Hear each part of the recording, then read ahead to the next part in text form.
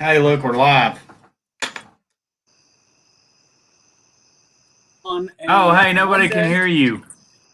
Hey, good job, Moose. Pitter patter, let's get at her now. 7 o'clock on a Monday. You know what that means. Time for SCV chat. Before we get started, the views and opinions expressed on this program are not necessarily the views and opinions of the SCV, its GEC, any division, brigade, camps, or other subsidiaries. Strictly those of ours, mainly Matt's. But hey, that's what we appreciate about you, is the fact that you do your opinions. Allegedly. Like nobody else can do it. Anyway, we're glad to be back to our regular schedule with our final episode of September. Boys, it doesn't feel like it's September, but it is. And our final episode of the month is always what we call the Hearth and Home episode, where we talk about and highlight the great things going on at the National Confederate Museum at Elm Springs. If you're a member of the SCV, it is your museum too. So, Adam, what's new before we talk about the artifacts? Montgomery Forest. That's probably the latest, biggest thing happening there at Elm Springs. So we're still trying to recover from that. It was a big weekend for all of us at headquarters. It completely wiped out our store, which is a great thing. It was a lot of additional work for the staff, so we're all trying to recover. We're almost there. I say we're almost there. But it was great seeing everybody there. I wasn't on chat last week, didn't get to tell everybody, but good seeing everybody at HQ. I got to see so many friends, so many people that have watched chat and talking to us. And, of course, the big Catfish Campus chat night dinner was fun, too. So yeah. Next time we'll tell them we need the entire restaurant. Yeah, absolutely. We sold that place out. But since the reinterment, we've received a couple of new artifacts. We've received some new display cases, and we're actually going to pick up some more display cases probably Wednesday of this week. So a lot of things happening at the museum, a lot of things happening at Elm Springs. Miss Kayla is still working out in the garden. She has some pumpkins there for sale at Elm Springs, little mini pumpkins. Got green, white, and orange and yellow. So come and pick up a few and leave a donation in the box. Now, I've been really surprised with the farm stand this year. Kayla's done a good job with the kitchen garden, and people have been very generous buying vegetables from us. We've raised probably a couple $100 for Athenaeum. Not Athenaeum, for Elm Springs restoration. I've got too many historic houses on the mind right now. But well, you know what they say. What do they say? And Victor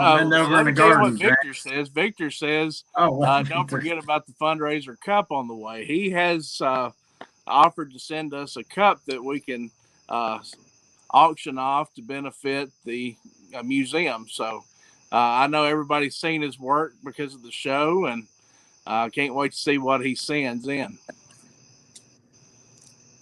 Yeah.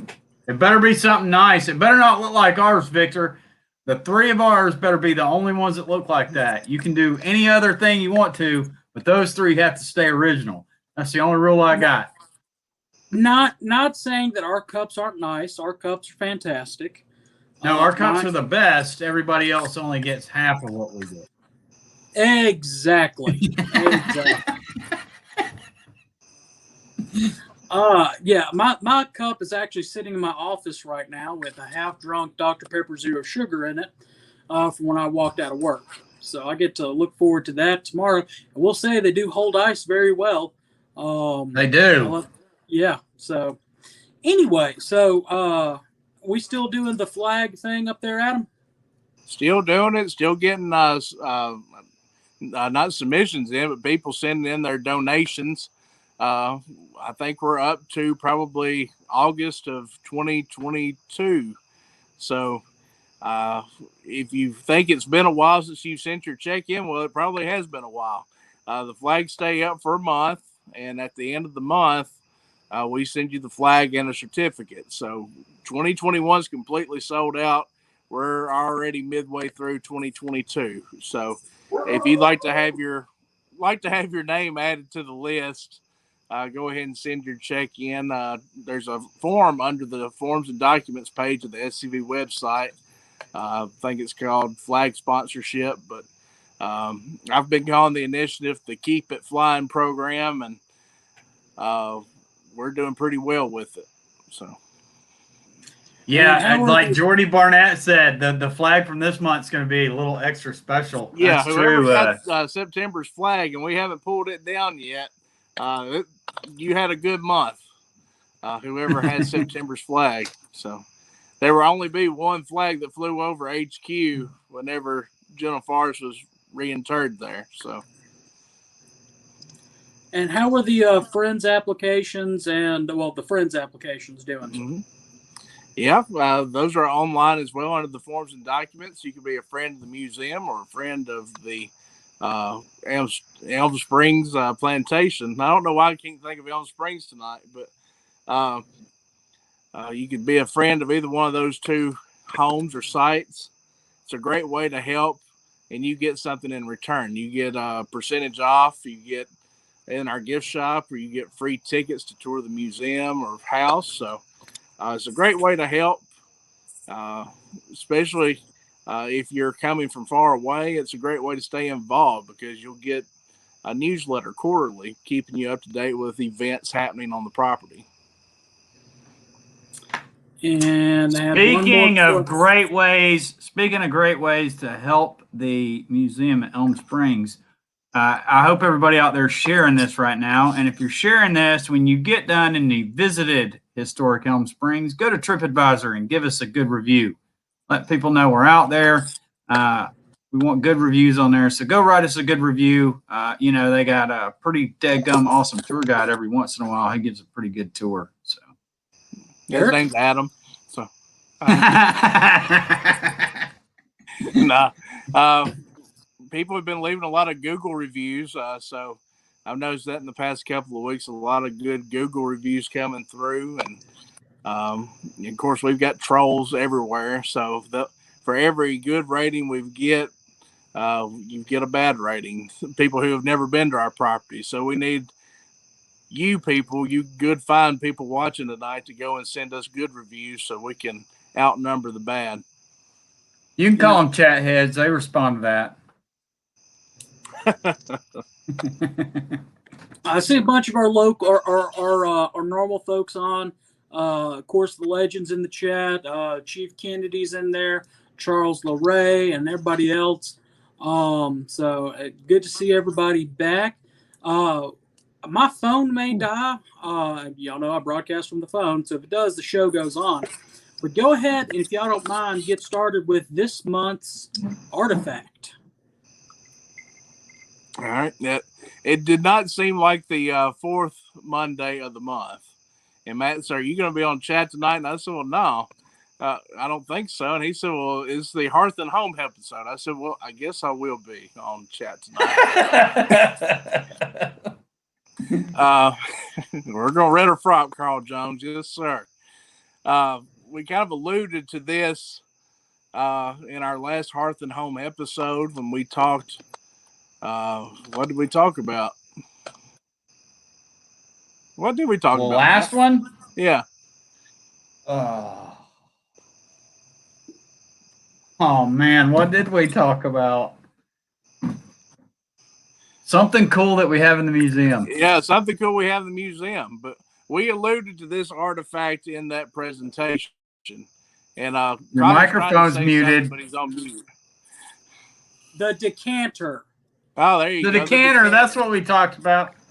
There would be no Elm Springs without the decanter. So this kind of ties in with it because it is Army of Tennessee related. But if Mr. Moose would like to pull up the first slide there, we'll go ahead and get started.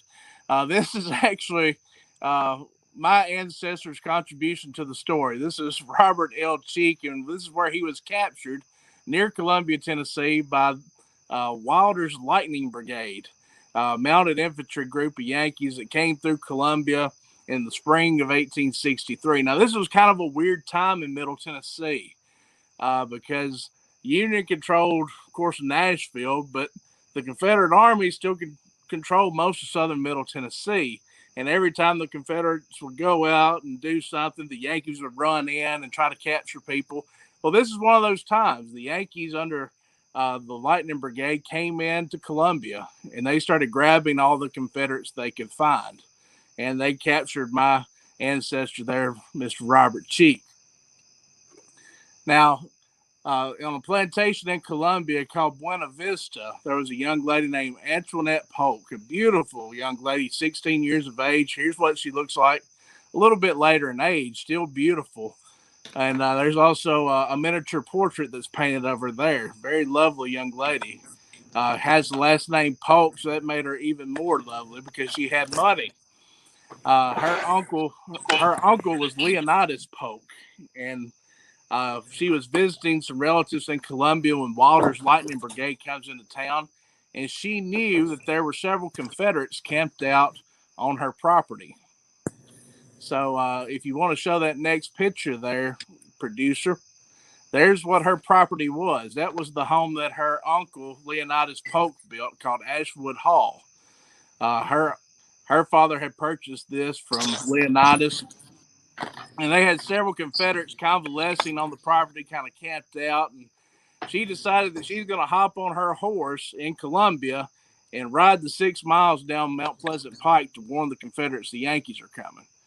And she had a fine thoroughbred named Shiloh, and she was in her velvet riding habit, had a hat with a large ostrich plume in it. She hops on Shiloh in this side saddle and takes off down the pike. And these Yankees see a young lady going at full speed, and they think, hey, she's going to warn somebody. And they take off after her. And it got to be neck and neck. They got close enough to Miss Antoinette to pull the ostrich plume out of her hat. But that's as close as they got to her. She sped away. She warned the Confederates. They got away. And when the Yankees came, there was nobody left on the plantation. Now, Antoinette's ride became famous all over Middle Tennessee and across the South for that part. A man named General Nathan Bedford Forrest heard about this ride.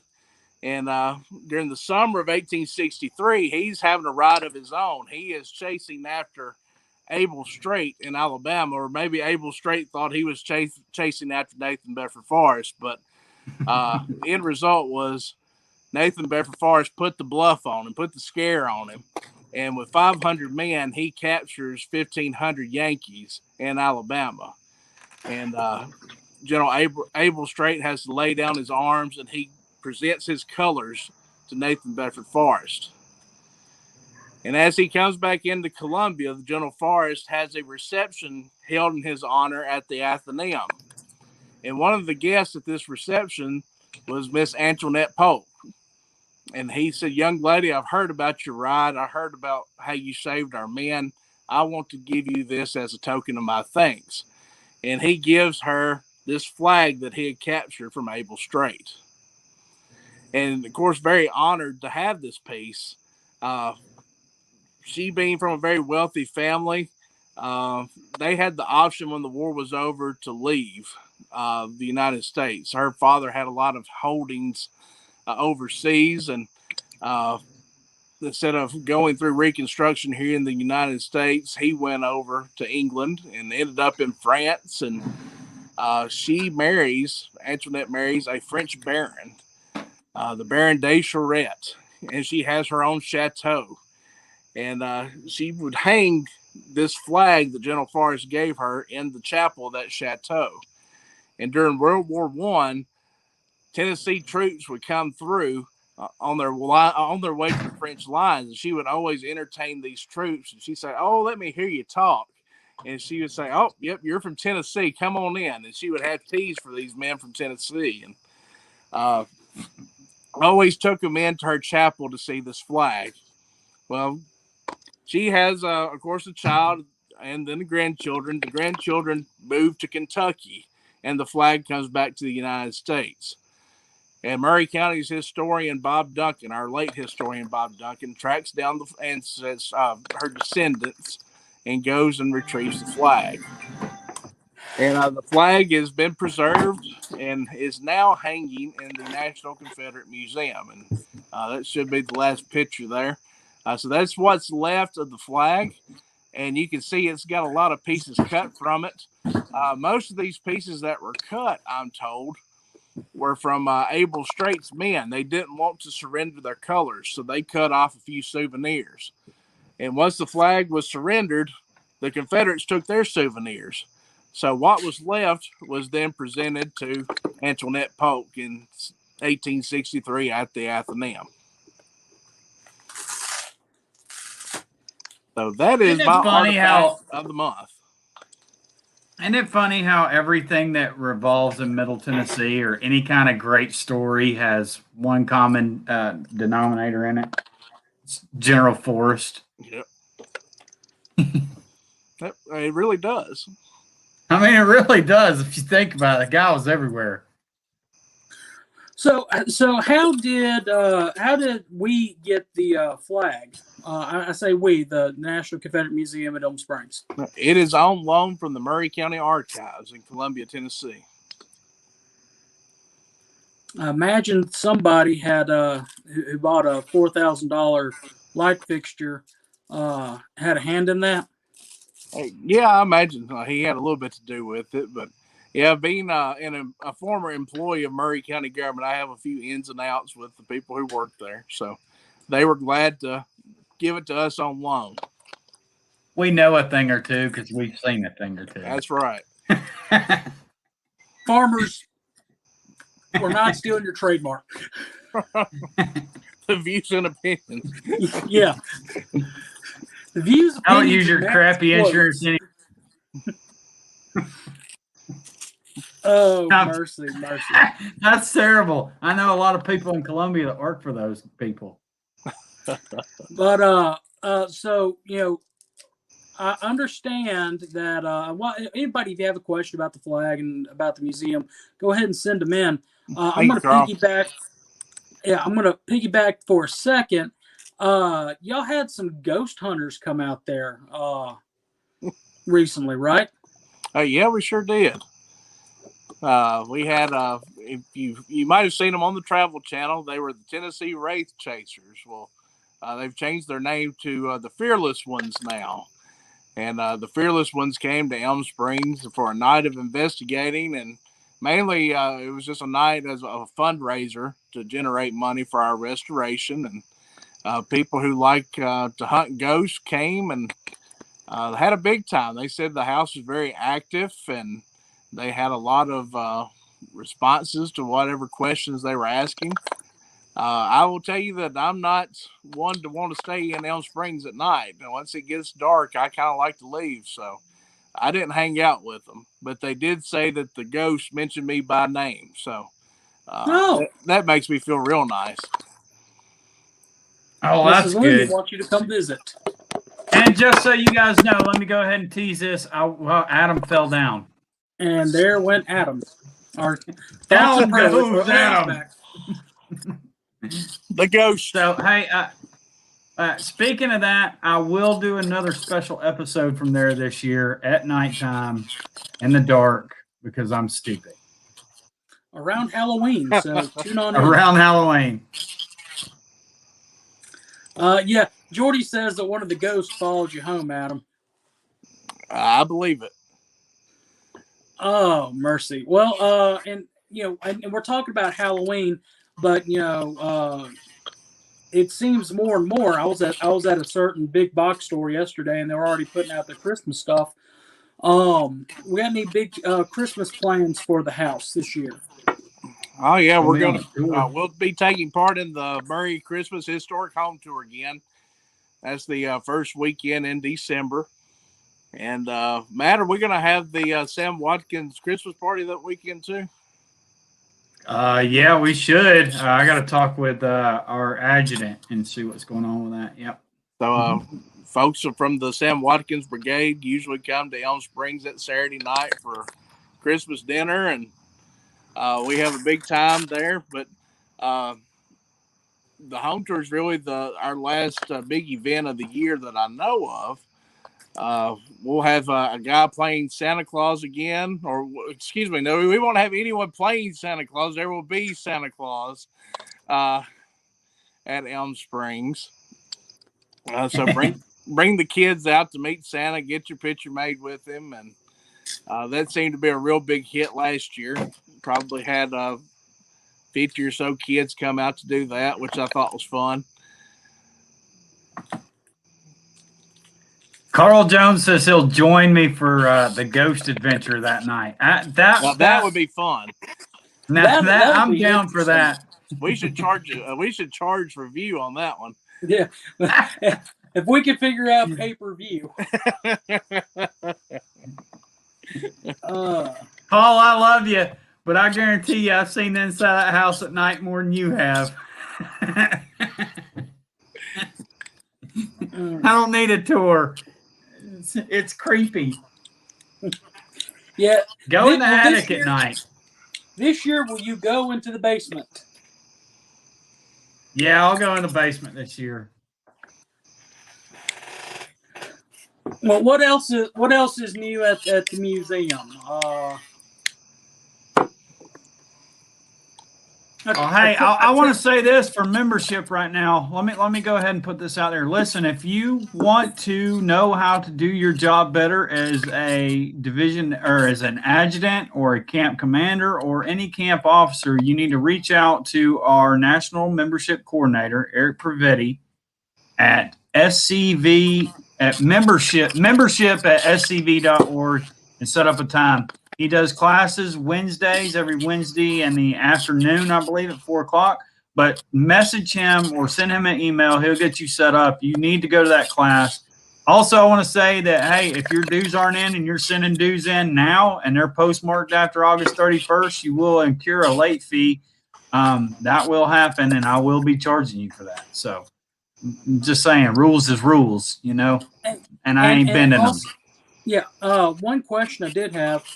I was just watching the latest issue or latest video of the Commander's comments on the Make Dixie Great Again YouTube page, and they reminded everybody about signing up for the Telegraph. Do you email Eric for that or any particular email? Listen, hey, when you send in your SCV application, new members, listen, camp adjutants, every meeting, you need to have a sign-in sheet, and you need to have their email addresses down next to them if they want to get signed up. Send those in to us so we can make sure that their email addresses are updated in the system. We're trying to go as paperless as possible, so if you're an adjutant and you don't have email, I suggest you get it. All right? We're not in the dark ages anymore, gentlemen. Time to move forward. Get email. Get with the program. All right? And if it's you're not that watching hard. this, you more than likely have an email address. Yeah, if you're watching this. But if you got an adjutant that don't have an email address, have him get with somebody that does, or maybe it's time for that adjutant to move into the future and get an email address. All right? We can't do this by being in the Stone Age with sending smoke signals and snail mail. It don't work. All right. People that I call love you guys, but they, it don't work. They don't want the government tracking them. Well, you're calling us from a mobile device usually, so the government already knows where you're at. Get an email address. Yeah. You got a social security number. You're on the grid. Right. Yes. So, yeah. Right now, we only have about 15,000 people signed up for the Telegraph, so that tells you how many more email addresses that we need right there. Yeah, we need a lot. So adjutants, really get your camp members signed up for the Telegraph because it's a great way to receive information. Well, Christian, you just send it over to us so we can promote it right now. the Alamo City Guards Camp 1325, which is a great social media camp that uses social media and everything that we've been promoting as far as the past couple minutes of, make sure you're in the 21st century. They are doing a live stream of Judge Priest on Wednesday on their Facebook page. You can search there, or you can click the link in the comment. Facebook.com/Alamo City Guards 1325. Remember, Christian, what time y'all kicking off on that? And he'll type in a second. Stephanie, the Elm Springs is in Columbia, Tennessee. It's the international headquarters of the SCV, because everybody forgets that we are an international organization. That is correct. Matter of fact, I just sent a magazine subscription to Scotland. SCV chat, if you're a member of the Scotland camp, SCV chat would be more than happy to come over there and do a live stream video from your camp meeting or any of the European camps. Listen, any of the European camps, especially the one in Germany, I would be more than happy to go over there. Ich liebe Deutschland. 7 p.m. again for the Judge Priest movie showing. Alamo City Guards, 1325. Yeah. Well, we've been at it for 27 minutes, and we'll be back right after this quick commercial break. Moose, I really hope you know which commercial to play, seeing how we're talking about the museum. But anyway, our commercials Daddy are brought Moose. to us. Yeah. Our SCV commercials are brought to us by Make Dixie Great Again and our sponsors Victory Flags and More, where hopefully as soon as I get done with this next big project of work, I can get with them and we can start producing these beautiful new shirts for the next year. We showcased them at the at the Chathead Supper, and if you missed that live stream, you're gonna have to go back and rewatch it because they're funny.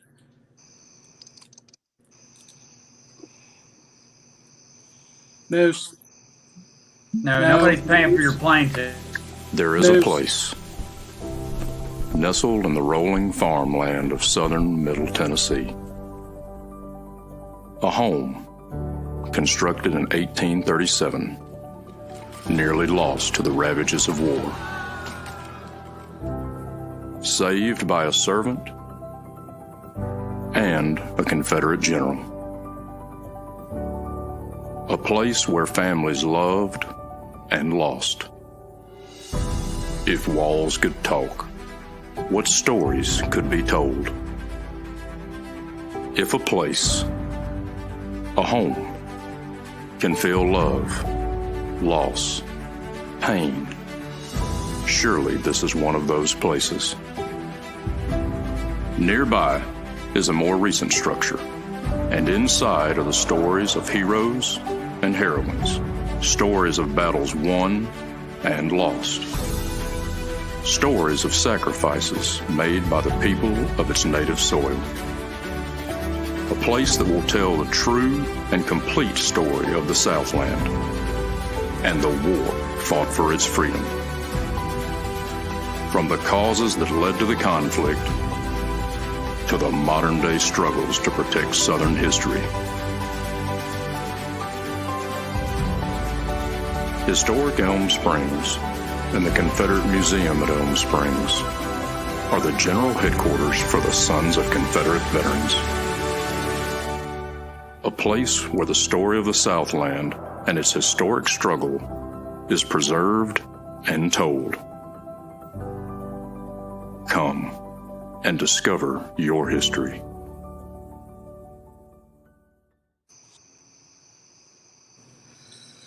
Good job, Moose. Now, I want a shirt that says, "If walls could talk, Forest Dog."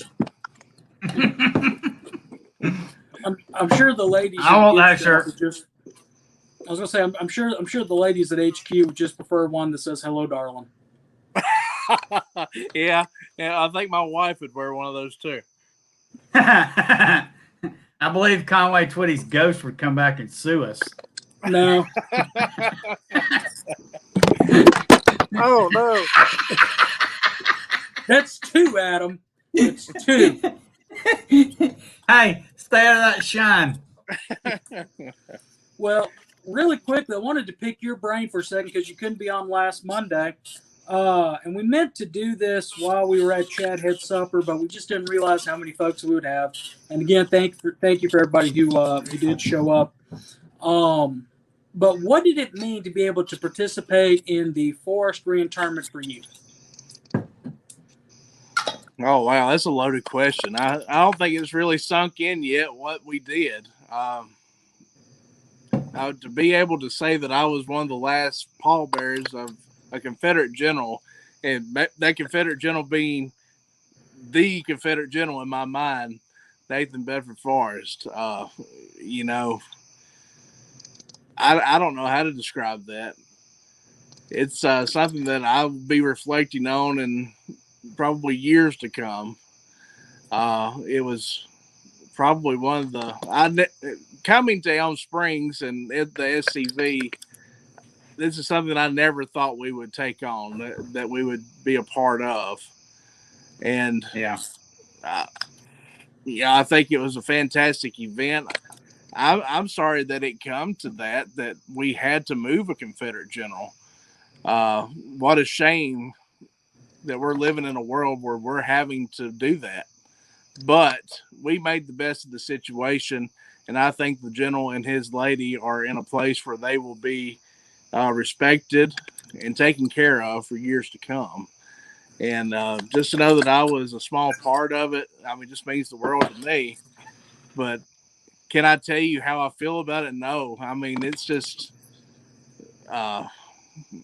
such an overwhelming event, and I'm still thinking about it. Yeah, it's still to this day when I walk in my office and I see the pictures on the desk of me carrying that casket, you think that really happened? That real? That a real thing that I did? It's so unbelievable that you got to be a part of it, that we got to be a part of it.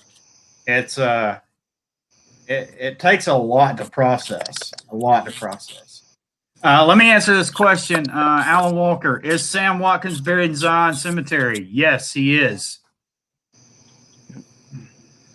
He was a Columbia boy. He's buried there. So, yeah. When I said rare fruff, I didn't mean it literally, Adam. I love the wit and wisdom of Carl Jones. If y'all missed Thursday's episode, our second annual Constitution special, y'all missed a great discussion. I could not get in a word in edgewise between the Kennedy twins and Carl. I had a list of questions prepared. 2/3 of them were taken out by the end of their opening statements, and then as the night went on, finally, the only question I had was on Woodrow Wilson, and that was mainly to poke at Carl a little bit. But we're asking everybody, of course, to share our normal episodes. We reached our milestone. We should have started. With this. When we started SCV Chat, we wanted and moved over to Facebook. We wanted to reach 100,000 people by the end of the calendar year, and we have not only reached that, we have surpassed it. We are knocking on 120,000 people. And that's from all y'all doing y'all's job by sharing, and we appreciate that. But we're asking everybody if you for sure would go and reshare the video from Thursday night. We tried to pay to boost that post so that people could come in and watch and see, people that we haven't reached yet with one of our episodes. They can learn more about the Southern interpretation of the Constitution. And for some reason, we couldn't. Our ad was denied. Don't know why they would do that, but they did. So we're going to have to do this the good old-fashioned way. asking all of our chat heads, loyal chat heads out there, go and reshare the post from Thursday night on the Constitution special. Speaking of, go ahead. I got a call Wednesday from Moose. He said, "Hey man, you gonna be on tomorrow night?" And I said, "Buddy, I thought about it, but I'm gonna go ahead and lay out because I'll just watch it because I ain't gonna be able to add nothing with those 3 on there plus Connor." So that's why I laid out on Thursday night. It was nice to take a break and let somebody else take the reins, especially people that are smarter than me.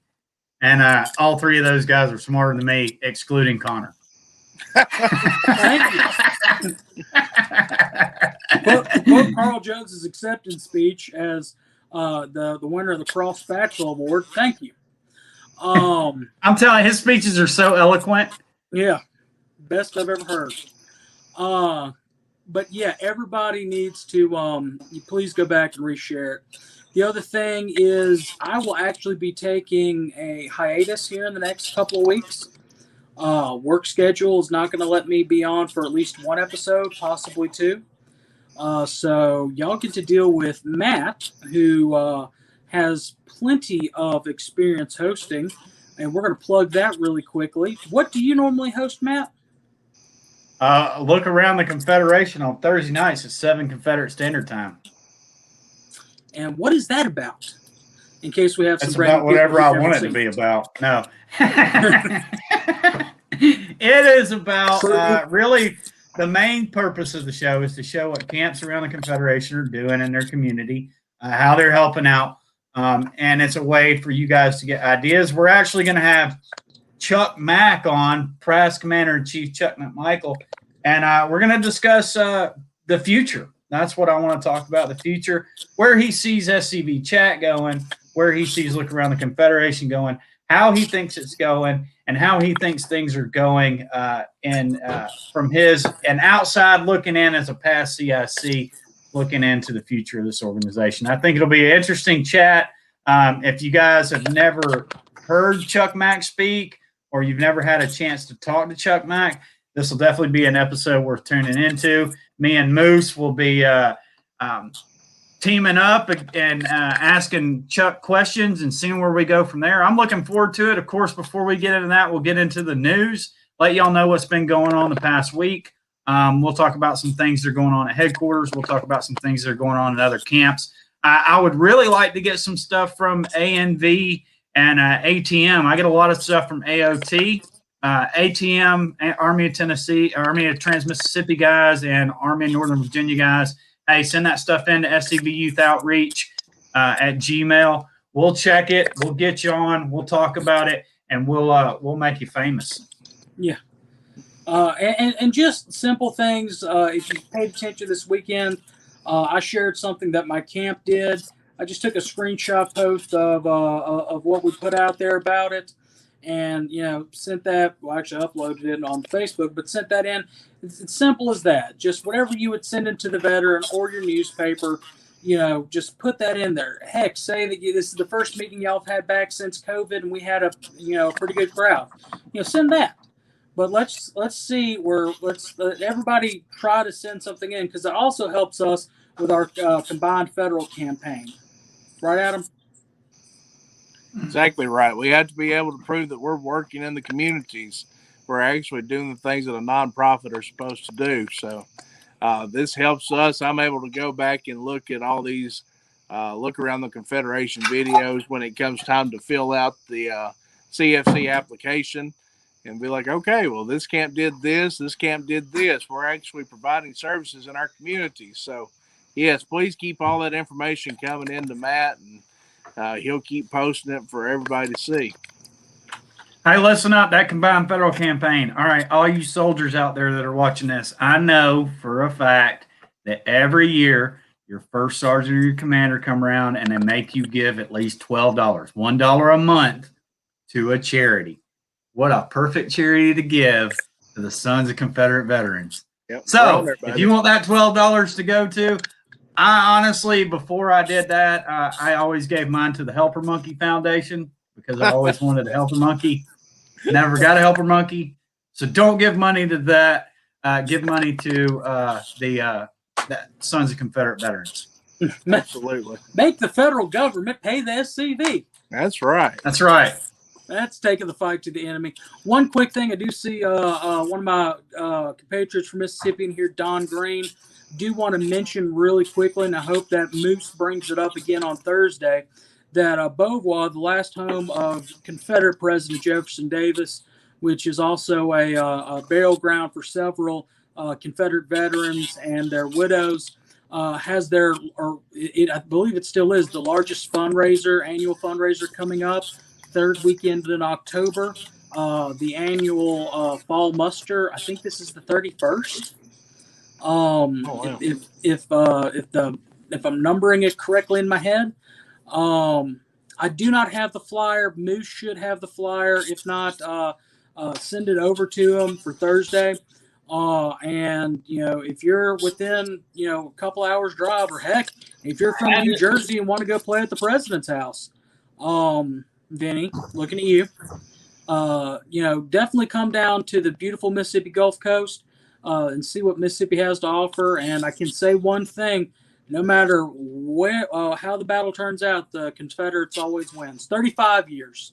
My bad. Hey, Darryl Ross, you're right. Absolutely. Get up there and recruit.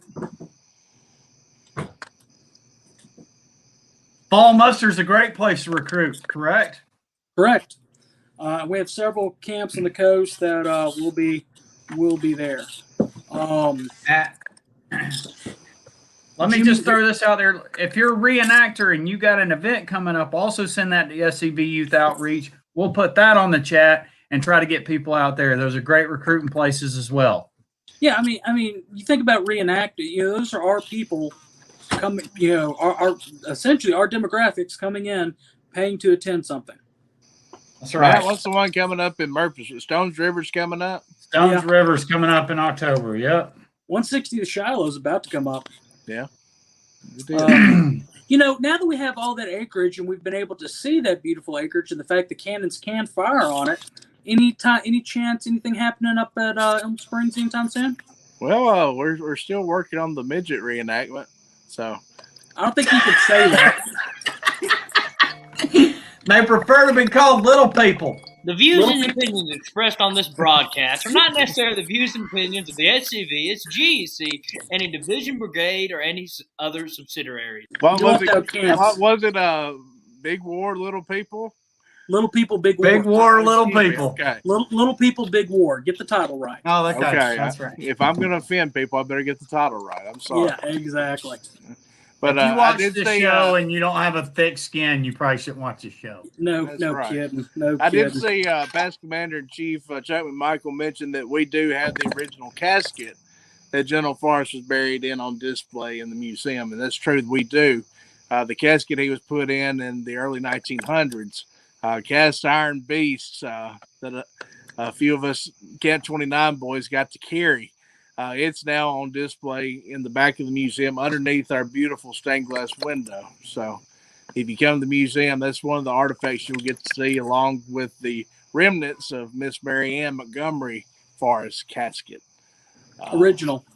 Yes. Not the one that they're in the ground in, but the original. So those are a few of the things that are new to our museum, and we'll be getting other things associated with the reinterment. We do have prototypes of the vaults that they were buried in our Elm Springs property. The little I call them salesman samples. They're about tabletop size, but they're scale replicas of the vaults that they were buried in on our property on the 18th. Those will be on display. So. Some really neat things that you'll get to see. The General Forrest vest. That's if you got to come during the reinterment, you got to see that. This is a vest that's on loan to us. Has a General Forrest bloodstain on it. He was shot and wounded at Fallen Timbers, and this was a vest he was wearing after he was wounded. So you get to see seepage where his blood was seeping out of the wound, and it's going to be DNA tested pretty soon to verify that it is actually his blood, his seepage. That doesn't sound like a very pleasant term, but No. I see Connor making a face every time I say that. No, it's not a very pleasant term. It's kind of like that moist word. On loan, along with some artifacts that men from his command carried, there's a saber and a double-barrel shotgun from the 2nd Mississippi Cavalry that are also on display. One other thing that I did want to mention coming up event-wise, in February, the SD Lee Institute will be at Beauvoir. I'm sure Past Commander-in-Chief Chuck McMichael can talk more about it when he comes on Thursday. But the registration should be opening within the next month. If you've never attended a SD Lee Institute, it's a lot like, from what I understand, kind of like the videos on the Abbeville Institute. A great place to learn about, your Southern history and heritage, and the culture of the South, all set to a particular theme. And more information will be coming out on that. We couldn't have one last year because of the pandemic, but we're back this year. I've only been to one, and it was a great experience. A fantastic panel of speakers talking about all varieties of Southern culture. So if you're interested in that, your SCV members, you should be interested in that. You should make plans to attend the Stephen D. Lee Institute. Other than that, I can't think of anything else to cover. Besides the fact, one of these weeks, I do want to talk about the Cheers' Masonic stuff. That'd be nifty. Yeah, we've got a whole museum of things to talk about. So that's probably one of the next things we'll talk about is the Rippervilla chairs collection that we have, and we have some great artifacts on loan from Rippervilla Incorporated. So. And I saw Miss Joy's comment. You're very welcome. I'm glad I could get you through the rain. Not a problem. Just as a funny thought, Moose got a lot of crap this summer when he was sitting in the bed. Moose bed. Yeah, on Look Around. Mm-hmm. Matt, when y'all talk about the hood bed, just putting it out there. I'm not getting in that bed. Although we could put, hey, send me your moose. Send me your moose, and I'll put the moose in the bed when we do it. Traveling moose.